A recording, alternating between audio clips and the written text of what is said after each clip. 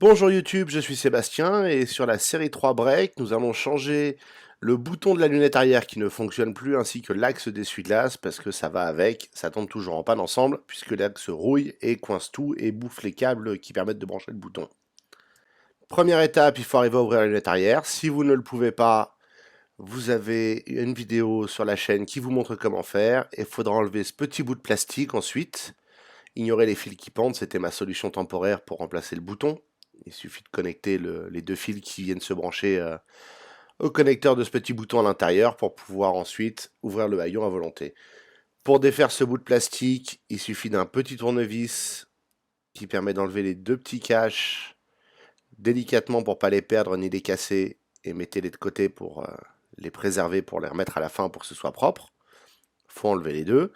Et ensuite, en dessous de ce cache qui restera fixé pour le moment à la lunette, vous allez trouver deux vis, enfin deux boulons à défaire. C'est aussi simple que ça, ils ne sont pas très serrés, il ne faudra pas les serrer comme un âne en les remontant. Donc vous défaites ces deux-là et vous aurez ensuite un peu plus de liberté.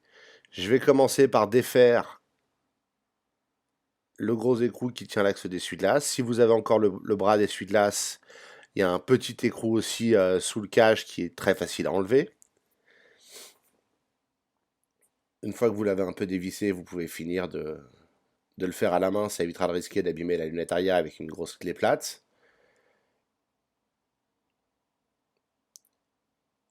Et maintenant que vous avez fait ça, en gigotant un peu le bouton, vous pouvez l'enlever. Vous pouvez voir que le mien n'a plus de fil, le vôtre en aura, mais ils sortiront tout aussi facilement.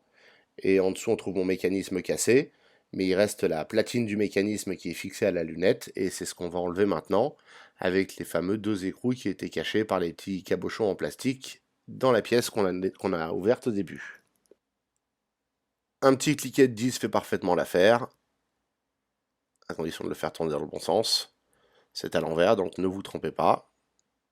Et puis vous pouvez les débloquer et juste les finir à la main. Normalement, eux ne sont pas trop oxydés, ils étaient quand même à l'intérieur de la voiture. Moi, la pièce s'en va donc en deux parties puisque l'axe central, que la pièce qui tient l'axe de l'essuie-glace était cassée. Mais vous, la pièce viendra en un morceau à la fin. Pour remonter, voici la pièce qu'il vous faut. C'est l'axe d'essuie-glace. Voici la référence. Et il vous faudra aussi le petit bouton, qui lui est le même sur à peu près tous les modèles de BMW Break depuis la nuit des temps, en tout cas depuis un certain temps. Il y a un nombre de variations de référence pas possible, parce qu'ils en ont fait plein de versions, puisqu'ils n'arrêtent pas de lâcher, pour les mêmes raisons, c'est que l'eau s'infiltre par l'axe d'essuie-glace, et ça oxyde le bouton et les connecteurs, et ça bouffe les fils qui sont de micro-fils très fins, aussi bien parce que ça permet de les passer plus facilement dans la vitre, mais aussi parce qu'il n'y a pas de petites économies. Pour remonter l'axe d'essuie-glace, c'est très simple, il n'y a qu'un seul sens de toute façon. Mettez-le en place, et puis avec les deux écrous que vous avez enlevés plus tôt, maintenez-le en place. Rien de très compliqué, rien de très original. L'opération est simple. Mais il faut penser à passer les petits fils du bouton avant, ce qui rend les choses un chouï plus compliquées parce qu'il faut tenir l'un plus ou moins en place pour pouvoir passer les fils.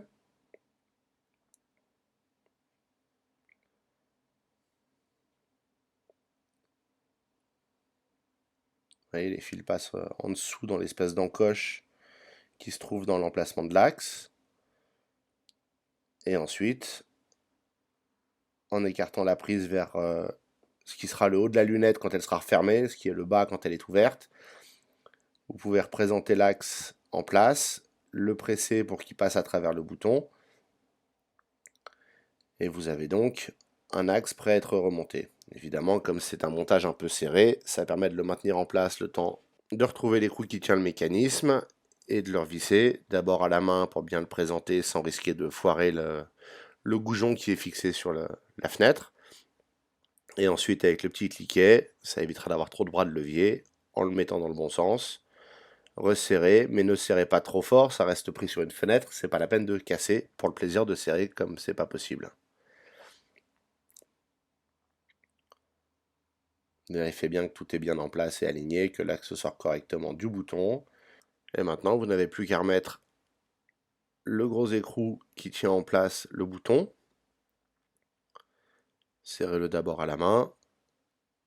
Et ensuite, vous allez pouvoir le serrer avec la clé. Ne refermez toujours pas le haillon. Et serrez-le en maintenant le bouton pour vous assurer de ne pas le faire trop tourner, parce qu'il peut bouger légèrement dans son logement. Et vous ne voudriez pas qu'il soit de travers, ce serait vite énervant. Là encore, on ne serre pas comme un âne, on serre juste correctement, fermement.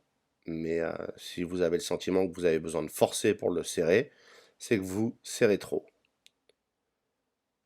Et vous pouvez regarder le joint du bouton qui s'écrase contre la vitre. Et c'est ça qui vous garantira une certaine étanchéité pendant un certain temps. C'est l'espace entre le plastique du bouton dur et la vitre, puisqu'il y a un joint en caoutchouc en dessous.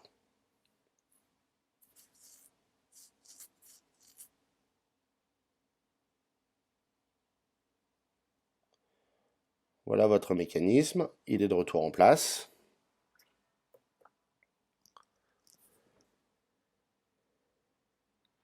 Vous avez maintenant un joli bouton tout neuf sur lequel vous pouvez appuyer, mais qui n'est pas encore branché. Alors comme vous pouvez voir, je débranche mon mécanisme temporaire, qui me permettait en connectant les deux fiches d'ouvrir le haillon quand j'en avais besoin. Et je branche le bouton, c'est un connecteur qui ne va que dans un sens, vous ne pouvez pas vous tromper. Je ferme le haillon, et aux joies, il se rouvre. Et ce à chaque fois, sans hésiter. Donc j'ai maintenant à nouveau un haillon très pratique, parce que c'est au final une fonctionnalité assez pratique de la voiture. On va terminer très simplement par remettre le petit cache en plastique qui rend les choses un peu plus jolies et BMW.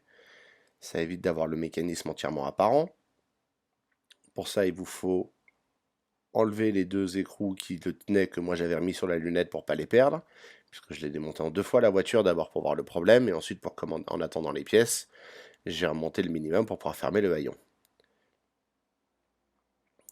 Donc on le présente comme ceci, ça suit la partie noire de la vitre, donc vous ne pouvez pas vous tromper de sens. C'est un peu laborieux d'arriver à reprendre les écrous dans le fond des trous du système, mais vous y arriverez, je n'en doute pas, avec un peu de patience et de minutie. Et quand vous avez les deux en place, il vous suffira de les serrer, et ensuite on remet les petits cabochons en plastique, et on a terminé avec ce remplacement. On a une voiture toute neuve avec un haillon tout neuf qui fonctionne parfaitement comme s'il était neuf, pour une durée pas forcément indéterminée, puisqu'il y a peu de chances pour que ce bouton fonctionne éternellement. Et voilà, avec nos petits cabochons en place, le résultat, même si la caméra a un petit peu de mal avec la luminosité, on peut refermer le haillon, l'ouvrir, le refermer, et on va maintenant faire le test ultime, le balai d'essuie-glace, enfin en tout cas le mécanisme d'essuie-glace. Je vais vous la faire courte parce que c'est pas super palpitant, il faut attendre maintenant que l'essuie-glace fonctionne, puisque c'est un essuie-glace intermittent, mais en étant un petit peu patient, on va s'apercevoir qu'il fonctionne, et qu'il tourne, regardez-le, hop, hop, et voilà, ça fonctionne, c'est réparé. Il n'y a plus qu'à remettre le bras d'essuie-glace, pour ça il me faut un balai, donc ça va attendre, et honnêtement, ça ne mérite pas vraiment une vidéo. Merci d'avoir suivi celle-ci, j'espère qu'elle vous a été utile, n'hésitez pas à la liker si c'est le cas. Si vous avez des questions, vous pouvez utiliser les commentaires, et pensez à vous abonner pour en voir d'autres.